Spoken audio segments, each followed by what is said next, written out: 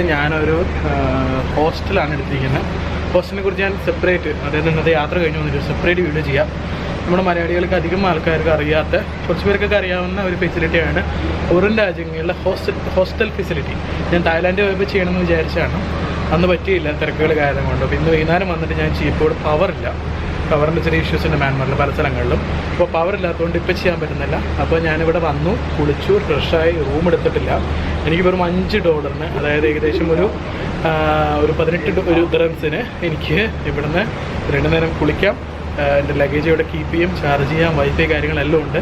ഇനി അഥവാ റൂം എടുത്തെങ്കിൽ തന്നെ ഏകദേശം ഒരു $30, $10 എനിക്ക് ആവത്തുള്ളൂ. ഒരു $35, $10 എനിക്ക് ആവത്തുള്ളൂ. അപ്പോൾ എങ്ങനെയാണ് ഇത്രയും ചീപ്പ് റേറ്റിന് പുറം രാജ്യത്ത് താമസിക്കുന്നതിൻ്റെ ഡീറ്റെയിൽ വീഡിയോ ഞാൻ ചെയ്യാം. ഇത് ഞാനിപ്പോൾ എടുത്തിരിക്കുന്നത് റംഗൂൺ ബൊട്ടിക് ഹോസ്റ്റൽ എന്ന് പറഞ്ഞിട്ടുള്ളൊരു ഹോസ്റ്റലാണ്. ഞാൻ അവിടെ താമസിക്കുന്നില്ല. നേരെ എയർപോർട്ടിൽ നിന്ന് റെയിൽവേ സ്റ്റേഷനിൽ ഇങ്ങോട്ട് വന്നു, ജസ്റ്റ് നടക്കാനുള്ള ദൂരമേ ഉള്ളൂ. 400 മീറ്ററേ ഉണ്ടായിരുന്നുള്ളൂ. നടന്നു, മൊബൈലിൽ 3G ചാർജ് ചെയ്തു, ഇവിടെ എൻ്റെ ബാഗ് വെച്ചു. ഇതിന് എനിക്കൊരു ടാക്സി അറേഞ്ച് ചെയ്തൊന്നും ഇവിടെ റെൻ്റ് ബൈക്ക് കിട്ടില്ല. ടാക്സി ആണെങ്കിലും ഇത്തിരി പാടാണ് ഓടിക്കാനൊക്കെ, ഭയങ്കര തിരക്കുണ്ട്. ഡൽഹി ബോംബെ പോലെ തിരക്കുള്ളൊരു സിറ്റിയാണ്. സോ ഞാൻ ഇവിടുന്ന് നമ്മുടെ അപ്പാപ്പം പറഞ്ഞ കാര്യം റേറ്റ് കുറവിന് എനിക്ക് ഇവിടുന്ന് കിട്ടി. അതുകൊണ്ട് ആ ഒരു ടാക്സി ഞാനിവിടെ നിർത്തിട്ട് ഞാൻ പോവുകയാണ്. അപ്പോൾ നമുക്ക് ഷെഹദഗോൺ പഗോഡി മേജർ അധികം പ്ലേസസ് ഇല്ല യാങ്കോണിൽ ഉണ്ട്, പക്ഷേ എല്ലാം പഗോഡകളിലെ കുറേ അമ്പലങ്ങളാണ്. അതിൽ ഫേമസ് ആയിട്ട് 1-2 കാണിച്ചിട്ട് നമുക്ക് നമ്മൾ ഇവരെ ടാക്സിന് വരാൻ പറ്റില്ല. ഇവർ ഹോട്ടലിലെ വണ്ടി തന്നെയാണ്, ഹോസ്റ്റലിലെ വണ്ടി തന്നെയാണ്. അപ്പോൾ ഇവനായിട്ട് നമ്മൾ കറങ്ങാൻ പോകണം. അപ്പോൾ വലിയ ഇംഗ്ലീഷ് അറിയത്തില്ല, ഞാനെങ്ങനെ ഇവനെ സമാലിക്കും എന്നും എനിക്കറിയില്ല. അങ്ങ് ഓട്ടോ ഒക്കെ വെച്ച് സമാലിക്കുക. അവിടെ റിസപ്ഷനിലായ പെണ്ണ് എല്ലാവരും പറഞ്ഞു കൊടുത്തിട്ടുണ്ട്, എഴുതി കൊടുത്തിട്ടുണ്ട്. ഇവിടേക്കൊക്കെ പോകുമെന്ന് വിചാരിക്കുന്നു. ഓക്കെ, അപ്പം ഇനി ഓരോ സ്ഥലങ്ങളാണ്.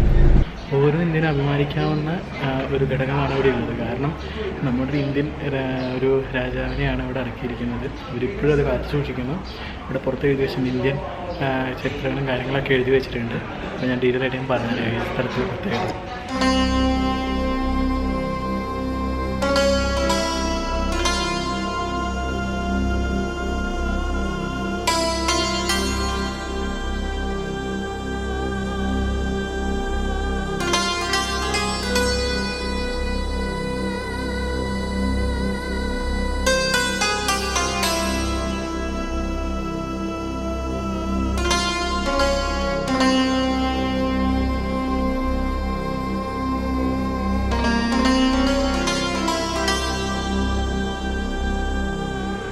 അക്ബർ ചക്രവർത്തിയുടെ മകനായ ബഹദൂർ ഷായുടെ ശവകുടീരാണ്.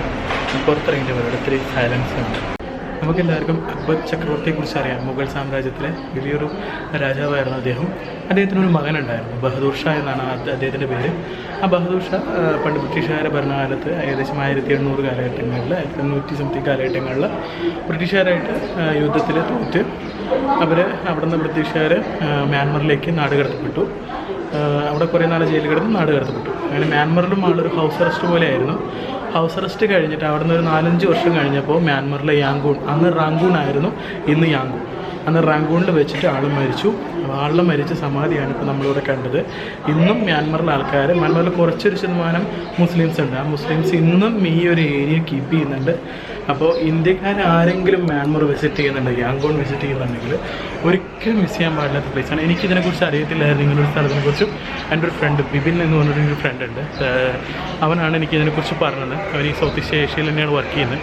അപ്പോൾ അവനാണ് എനിക്ക് ഈ സ്ഥലത്തിനെക്കുറിച്ച് പറഞ്ഞത്. എല്ലാവർക്കും ഷെഹദഗോൺ പഗോഡ അങ്ങനെ കുറച്ച് പ്ലേസസ് യാങ്കൂണിൽ അറിയുള്ളൂ. പക്ഷേ ഇന്ത്യൻ കൾച്ചർ, ഇന്ത്യയിൽ വളരുന്ന ഒരാളായതുകൊണ്ടും ഇന്ത്യയെക്കുറിച്ച് അറിയുന്ന ഒരാളായതുകൊണ്ട് ഞാനിവിടെ എന്തായാലും വന്നു. അപ്പോൾ നിങ്ങളും എന്തായാലും വരണം. ബഹദൂർ ഷാ ടോംബ് എന്നാണ്, അങ്ങനെ പറഞ്ഞവർക്ക് അറിയില്ല. ദർഗ ഓഫ് ബഹദൂർ ഷാ എന്ന് പറഞ്ഞു കഴിഞ്ഞാൽ അറിയാം. ദർഗ എന്ന് പറഞ്ഞു കഴിഞ്ഞാൽ അവർക്കറിയാം. ജസ്റ്റ് ഷെഹദഗോൺ പഗോഡയുടെ അടുത്ത് തന്നെയാണ്. നല്ലൊരു പ്ലേസ് ആയിരുന്നു. അപ്പോൾ ഞാനിവിടെ വിസിറ്റ് ചെയ്തു. നിങ്ങൾ വരികയാണെന്ന് വെച്ചാൽ മറക്കാതെ വിസിറ്റ് ചെയ്യാം. 1862 അദ്ദേഹം ഇവിടെ മരിച്ചത്. യാങ്കൂണിൽ വെച്ചിട്ടാണ് മരിച്ചതാണ് ബഹദൂർ ഷാ.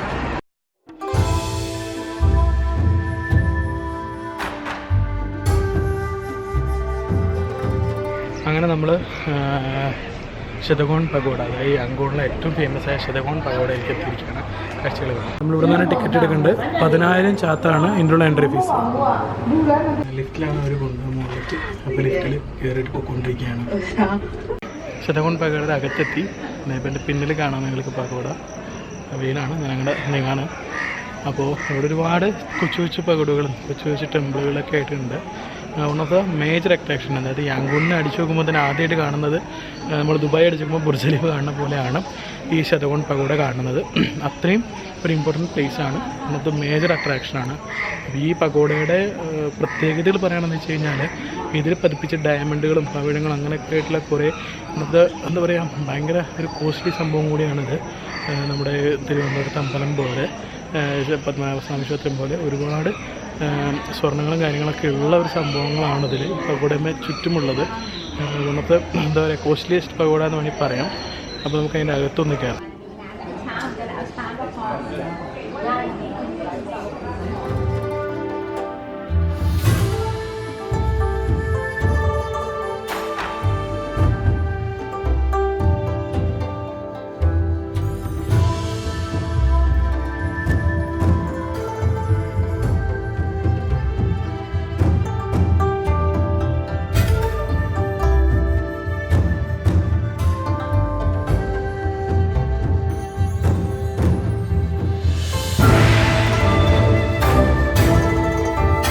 വെയിലുണ്ടെങ്കിലും എന്താ പറയുക ഈ മാർബിൾ ആയതുകൊണ്ട് തണുപ്പാട്ടോ ഇവിടെ. ഈ ശതകോൺ പഗോഡയുടെ അകത്തുള്ള ഒരു സ്ലീപ്പിംഗ് ബുദ്ധയുടെ ഒരു സ്റ്റാച്ചു ആണത്. നമ്മൾ ബഗാനിലും കണ്ടു, അതേപോലെ നമ്മൾ വേറെ ഇവിടെ കണ്ടത് യെസ് തായ്ലാൻഡിൽ ഫുക്കറ്റിൽ കണ്ടിട്ടുണ്ടായിരുന്നു സ്ലീപ്പിംഗ് ബുദ്ധയുടെ.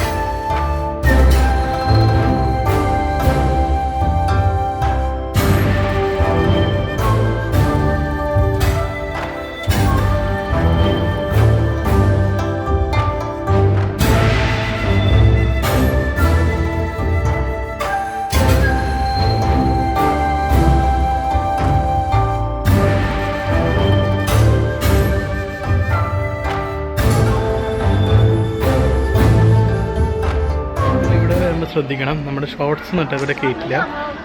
ലേഡീസ് ആയാലും അത് ജെൻസ് ആയാലും അത് ഷോർട്സ് ഇട്ടാൽ കയറ്റില്ല.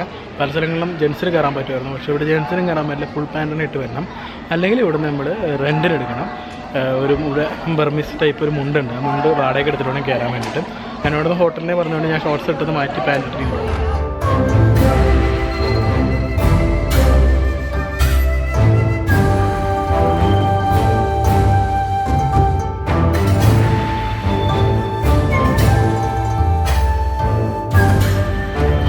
ഈ ലിഫ്റ്റ് വഴിയാണ് നമ്മൾ മുകളിലേക്ക് പോയത് കേട്ടോ. ശതകോൺ പഗോഡ കണ്ട് നമ്മൾ അടുത്ത ഡെസ്റ്റിനേഷനിലേക്ക് പോവാണ്. ഇവിടെ പ്രാർത്ഥിക്കുമ്പോൾ ഞാൻ ഒരു സംഭവം ശ്രദ്ധിച്ചു. ഇവൻ ജനിച്ചത്, എൻ്റെ ഈ ഡ്രൈവർ ജനിച്ചത് ബുധനാഴ്ച അത്ര. ബുധനാഴ്ചക്കായിട്ട് പ്രത്യേക സ്ഥലത്ത് പ്രാർത്ഥിക്കുന്നത്. അപ്പോൾ ഓരോരോ ദിവസങ്ങളിൽ ജനിച്ചവർക്ക് ഓരോരോ സ്ഥലങ്ങളുണ്ട്. അതാണ് ഈ ചുറ്റും പല ആൾക്കാരും പല സ്ഥലത്ത് നിന്ന് പ്രാർത്ഥിക്കുന്നത്. അതെപ്പോഴാട്ടോ എനിക്ക് മനസ്സിലായത്.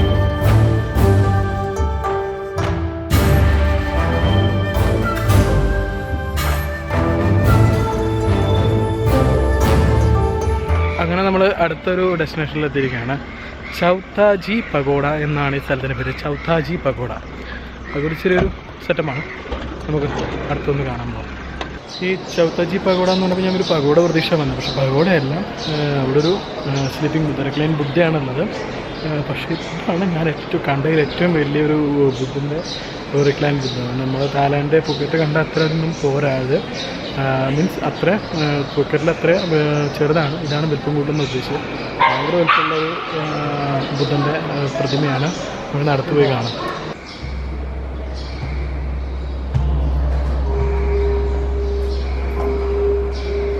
ഇവിടെ ചെറിയൊരു പ്ലാറ്റ്ഫോം കെട്ടി വെച്ചിട്ടുണ്ട്. ആ പ്ലാറ്റ്ഫോമിൽ നിന്ന് കൂടെ നമുക്ക് ബുദ്ധൻ്റെ ഫുൾ സ്റ്റാച്ചു നമുക്ക് കാണാൻ പറ്റും. അപ്പോൾ അവിടെ കയറുന്നിട്ട് ഈ വീഡിയോ എടുക്കുന്നത്.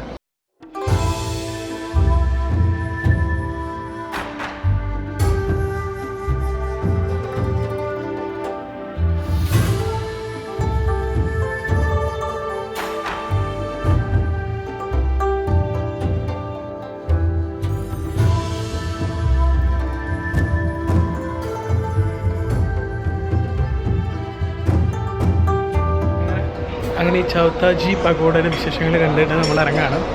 നല്ലൊരു പയ്യനാട്ടോ കൂടെ ഉള്ളതാണ്. എൻ്റെ കൂടെ വരുന്നുണ്ട്, ഫോട്ടോസ് എടുത്ത് തരുന്നുണ്ട്, കാര്യങ്ങളൊക്കെ പറഞ്ഞു തരുന്നുണ്ട്. ആ പയ്യൻ. നമ്മളൊരു മാങ്ങ മേടിച്ചു. കാലത്ത് കഴിച്ചൊന്നുമില്ല, breakfast കഴിച്ചൊന്നുമില്ല.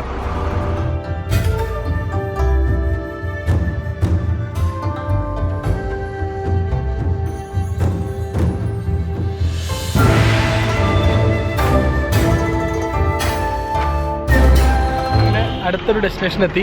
National museum of Yangon എന്ന് പറഞ്ഞ സ്ഥലത്താണ്. നാഷണൽ മ്യൂസിയം ആണ്. അപ്പോൾ മ്യൂസിയത്തിനകത്ത് നമുക്ക് ഒന്ന് കയറാം. നമ്മുടെ പേര് എഴുതിയിട്ടുണ്ട്. ഞാൻ ഈ 2 പേജ് മറിച്ച് നോക്കി, ഇന്ത്യക്കാരും വന്നിട്ടില്ല. 2-3-4-5 പേജ് മറിച്ച് നോക്കി, എല്ലാം പല നാട്ടുകാരാണ്, ഇന്ത്യക്കാർ വന്നിട്ടില്ല. വളരെ വലിയൊരു സോറി, കാരണം ക്യാമറ അകത്തേക്ക് കൊണ്ടുപോകാൻ അവർ സമ്മതിക്കുന്നില്ല. അതുകൊണ്ട് അകത്തെ കാഴ്ചകൾ ഞാൻ ആരും കാണാതെ കുറച്ച് ഫോട്ടോസ് എടുത്തിട്ടുണ്ട്, അത് ഞാൻ കാണിച്ചു തരാം. അമേസിങ് ആണ്. ഇവിടുത്തെ രാജാക്കന്മാരുടെ പല്ലക്കുകളും അവരുപയോഗിച്ചിരുന്ന സാധനങ്ങളും മ്യാൻമറിൻ്റെ പഴയ കൾച്ചറുകളും അതേപോലെ ഫോസിൽസും എല്ലാം കൂടി വെച്ചിട്ടുള്ള ഒരു അമേസിങ് പ്ലേസ് ആണ്. വരുമ്പോൾ നിങ്ങൾ യാങ്കോണിൽ വരുന്നുണ്ടെങ്കിൽ ഒരിക്കലും മിസ് ചെയ്യരുത് യാങ്കോൺ മ്യൂസിയം. വിശക്കുന്നില്ല. ഈ മാങ്ങയും കാര്യങ്ങളൊക്കെ കഴിച്ചുകൊണ്ട് വയറൊക്കെ ഫുള്ളായിട്ടിരിക്കുകയാണ്. സമയം ഇവിടെ ഇപ്പോൾ 2 മണിയായി. 2 മണി കഴിഞ്ഞു. അപ്പോൾ ഞങ്ങളൊരു ജസ്റ്റ് ഒരു കോഫി കുടിക്കാൻ കയറിയേക്കാം. അപ്പോൾ കോഫി കുടിച്ച് കഴിഞ്ഞിട്ട് വിശക്കുമ്പോൾ ഭക്ഷണം കഴിക്കാൻ നല്ല രീതിയിൽ നിൽക്കുന്നു.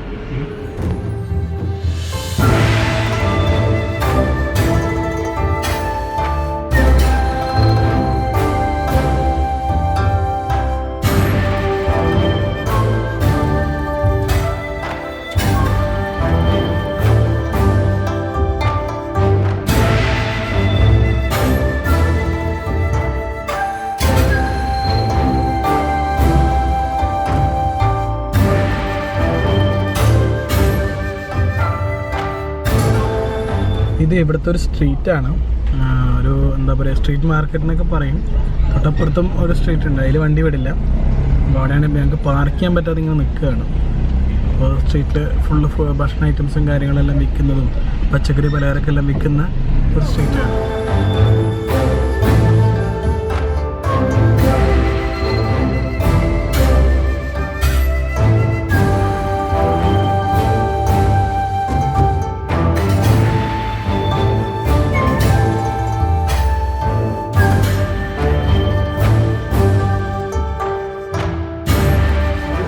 പോർക്കും നൂഡിൽസാണ്. നമുക്കിതൊന്നും കഴിക്കാൻ പറ്റില്ല. ഇത് യാങ്കോണിലെ ഫെറി സർവീസ് നടക്കുന്ന സ്ഥലമാണ്. ബാക്കിലെ ഫെറി ഉണ്ട്, ഫെറിയുടെ സർവീസും കാര്യങ്ങളും ഉണ്ട്. തൊട്ടുപുറത്ത് പോർട്ടാണ്, കണ്ടെയ്നർ ടെർമിനലും കാര്യങ്ങളൊക്കെ ആയിട്ട്. പക്ഷേ ബോട്ട് പോയി കഴിഞ്ഞാൽ ഏകദേശം ഒരു 3 മണിക്കൂർ 4 മണിക്കൂർ എടുക്കും കറങ്ങി വരണമെങ്കിൽ. അപ്പോൾ അതിനുള്ള സമയം നമ്മുടെ കയ്യിൽ ഇല്ലാത്തതുകൊണ്ട് നമ്മൾ ബോട്ട് ട്രിപ്പ് പോകുന്നില്ല. അപ്പോൾ ആ ബോട്ട് എടുത്തെങ്കിൽ യാങ്കോണിലെ മെയിൻ റിവർ സൈഡിലെ കംപ്ലീറ്റ് നമുക്ക് കാണാൻ പറ്റും.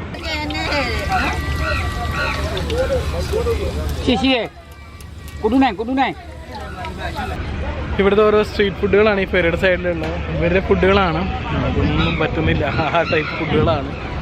എന്താ പറയുക, കണ്ടുപോകും. ഇതാണ് ഇവിടുത്തെ ടാക്സി ആയിട്ട് കൂടുതലും കാണുന്നത്. അതായത് ടൊയോട്ട ഫീൽഡിൽ നിന്നാണ് വണ്ടിയുടെ പേര് കാണിക്കുന്നത്. നമ്മുടെ കൊറോളയുടെയൊക്കെ ഒരു സ്റ്റേഷൻ വാഗൺ ടൈപ്പ് മോഡലാണ്. ബാക്കിൽ നല്ല സ്പേസും കാര്യങ്ങളൊക്കെ ഉണ്ട്. കൂടുതലും സിറ്റി ടാക്സി ആയിട്ട് ഈ ഒരു വണ്ടിയാണ് നമ്മൾ ഉപയോഗിക്കുന്നത് ഇവിടെ.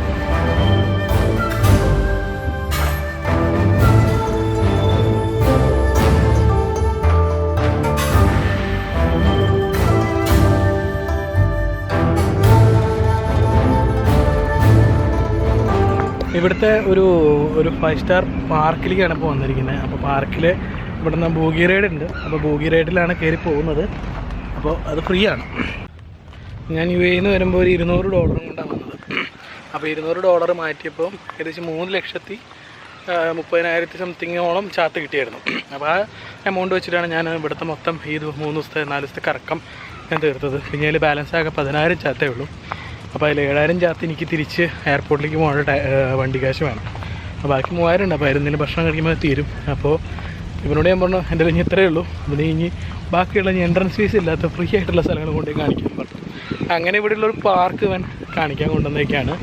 നല്ലൊരു രസമുള്ളൊരു പാർക്കാണ്. പണിയൊന്നും മുഴുവൻ കഴിഞ്ഞിട്ടില്ലെങ്കിലും നമ്മുടെ UAEയിലൊക്കെ കൺസ്ട്രക്ട് ചെയ്യുന്ന നല്ല നല്ല പാർക്കുകളുടെ പോലത്തെ ഒരു പാർക്ക്, ഒരു റിവർ സൈഡിൽ നമുക്ക് പാർക്കിൻ്റെ കാഴ്ചകൾ കാണാം.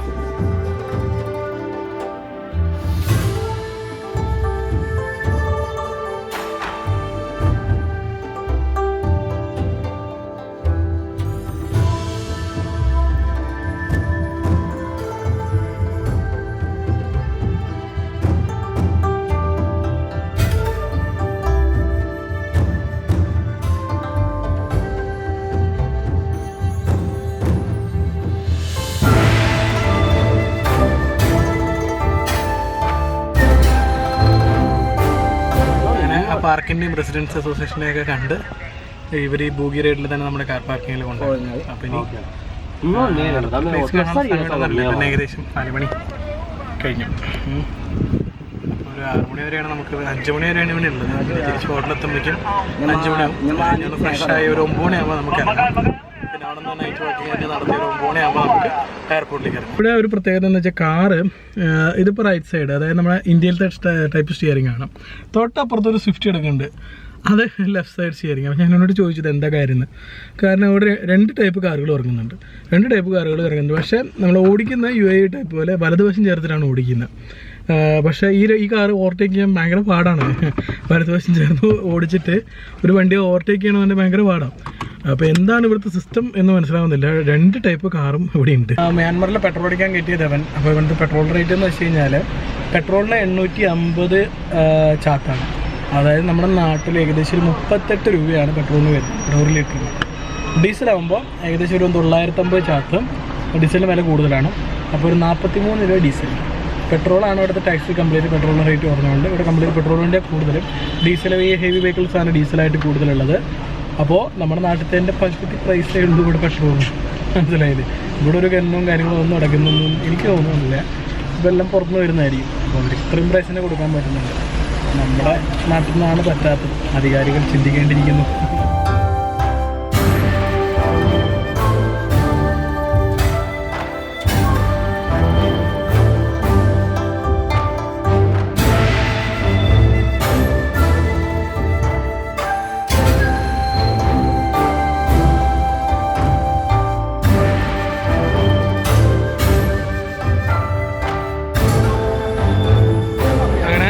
നമ്മുടെ യാങ്കൂണിലേക്ക് ഇറക്കം കഴിഞ്ഞ് തിരിച്ച് നമ്മുടെ ഹോസ്റ്റലിലേക്ക് എത്തി.